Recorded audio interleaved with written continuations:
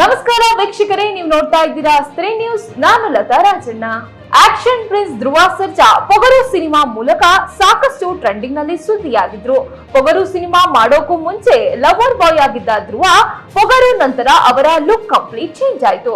ಇದೀಗ ಅವರ ಮೇಲೆ FIR ಕೂಡ ಹಾಕಿದ್ದಾರೆ.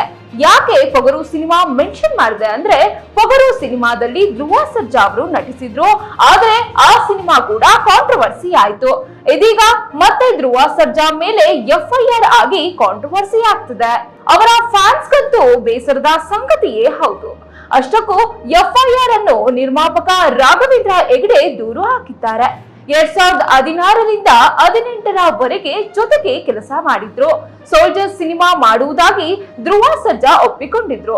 ಆದ್ರೆ ಧ್ರುವ ಸರ್ಜಾ ಅಗ್ರಿಮೆಂಟ್ಗೆ ಸಹಿ ಹಾಕುವ ಮೊದಲೇ 3.15 ಕೋಟಿ ರೂಪಾಯಿ ಹಣ ಪಡೆದುಕೊಂಡಿದ್ರು. ಹಣ ತಗೊಂಡು ಅಪಾರ್ಟ್ಮೆಂಟ್ ಕೂಡ ಖರೀದಿ ಮಾಡಿದ್ದಾರೆ.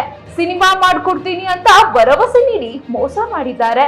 ಹಾಗಾಗಿ ಮುಂಬೈ ಅಂಬೋಲಿ ಪೊಲೀಸ್ ಠಾಣೆಯಲ್ಲಿ ಧ್ರುವ ಸರ್ಜಾ ವಿರುದ್ಧ FIR ದಾಖಲಾಗಿದೆ ಎಂಬುದು ಸದ್ಯ ವೈರಲ್ ಆಗ್ತಿದೆ. ಸೊ ವೀಕ್ಷಕರೇ, ಇದಾಗಿತ್ತು ಇವತ್ತಿನ ಅಪ್ಡೇಟ್. ಇಂತಹ ಮತ್ತಷ್ಟು ವಿಷಯಗಳಿಗಾಗಿ ನೋಡ್ತಾ ಇರಿ ಸ್ತ್ರೀ ನ್ಯೂಸ್. ಇದು ಹೊಸ ಅಧ್ಯಾಯ.